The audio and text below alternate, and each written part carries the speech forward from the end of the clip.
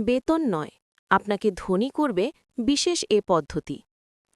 আজকের দিনে শুধু চাকরির ওপর নির্ভর করে জীবনে এগোনো ক্রমে কঠিন হয়ে যাচ্ছে। বেতন মানে হল নিরাপদভাবে টিকে থাকার ব্যবস্থা, ধনী হওয়ার নিশ্চয়তা নয়। বরং সঠিকভাবে সময় ও দক্ষতা ব্যবহার করলে চাকরির পাশাপাশি এমন একটি সিস্টেম তৈরি করা সম্ভব যা নীরবে আপনার জন্য কাজ করবে।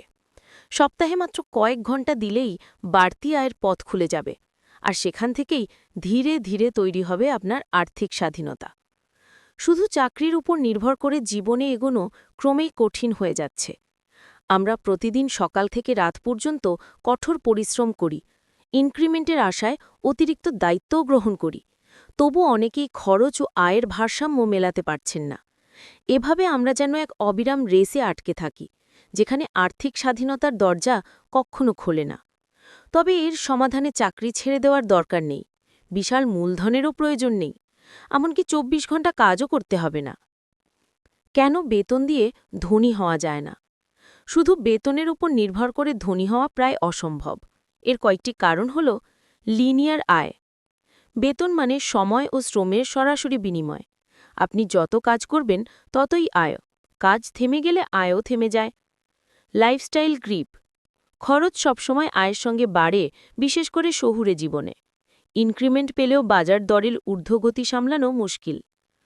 পদোন্নতির বাস্তবতা, পদোন্নতির সঙ্গে সামান্য বেতন বাড়ে ঠিকই, কিন্তু দায়িত্ব ও মানসিক চাপ বহুগুণ বেড়ে যায়।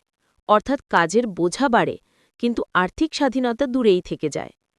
আয় বনাম নিরাপত্তা, ঢাকায় একজন কর্মকর্তার লাখ লাখ টাকা আয় করলেও যদি আয়ের একমাত্র উৎস বেতন হয়, তাহলে তার আর্থিক নিরাপত্তা ঝুঁকিপূর্ণ।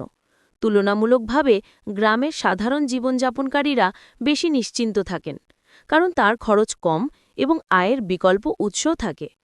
শুধু বেতনের উপর নির্ভর করলে আপনি শুধু নিরাপদে টিকে থাকবেন, ধনী হবেন না, এটাই চরম সত্য। ধনী হওয়ার আসল পথ, পদোন্নতির সঙ্গে সামান্য বেতন বাড়ে ঠিকই, কিন্তু দায়িত্ব মানসিক চাপ বহুগুণ বেড়ে যায়। আর্থিক স্বাধীনতা মানুষ কেবল পরিশ্রমে নয়, লিভারেজ বা উদ্দেশ্য সাধনের উপায় বিশ্বাসী। তাদের মূল ভাবনা, একবার কিছু তৈরি করলে এটি বহুবার আয় করবে। আজকাল সবচেয়ে শক্তিশালী লিভারেজ হল মিডিয়া ও কোড। কিন্তু এর মানে এই নয় যে আপনাকে সফটওয়্যার ইঞ্জিনিয়ার বা বড় ইনফ্লুয়েন্সার হতে হবে। মূল বিষয় হল এমন কিছু তৈরি করা যা একবার বানালে বারবার বিক্রি বা ব্যবহার করা যাবে। এই ধরনের সিস্টেম ধীরে ধীরে বড় হয়ে আপনাকে সময়ের সঙ্গে আর্থিক স্বাধীনতা এনে দিতে পারে। এমন একটি বিষয় বেছে নিন যেটিতে আপনার অভিজ্ঞতা আছে, যেমন লেখালেখি, design, video, coding, marketing, data analysis ইত্যাদি। বড় অডিয়েন্সের দরকার নেই। সপ্তাহে একবার লিখুন বা ভিডিও বা ব্লগ তৈরি করুন।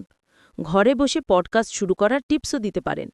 চাকরির পাশাপাশি সাইড হাসল শুরু করার অভিজ্ঞতাও নিয়মিত প্রকাশ করতে পারেন।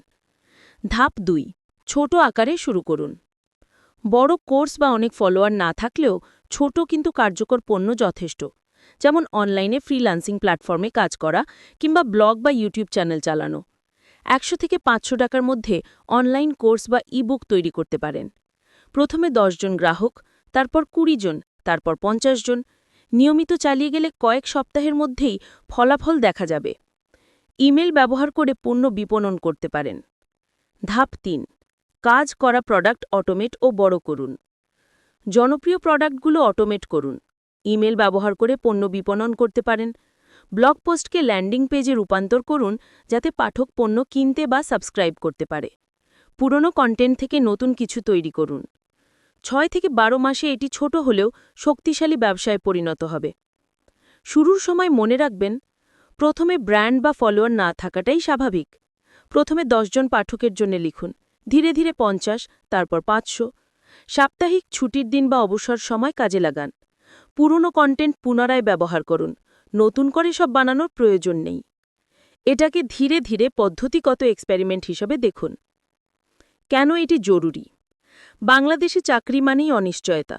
হঠাৎ ছাঁটাই, মুদ্রাস্ফীতি, বাড়ি ভাড়া, চিকিৎসা খরচ সব মিলিয়ে কেবল বেতনের ওপর নির্ভর করে থাকা ঝুঁকিপূর্ণ। একটি ছোট্ট সিস্টেম তৈরি করলে চাকরি হারালে আতঙ্কিত হতে হবে না। সঞ্চয়ের পাশাপাশি আয়ও বাড়বে। এটাই হতে পারে আপনার ধনী হওয়ার সহজ সিঁড়ি। সূত্র, মিডিয়াম।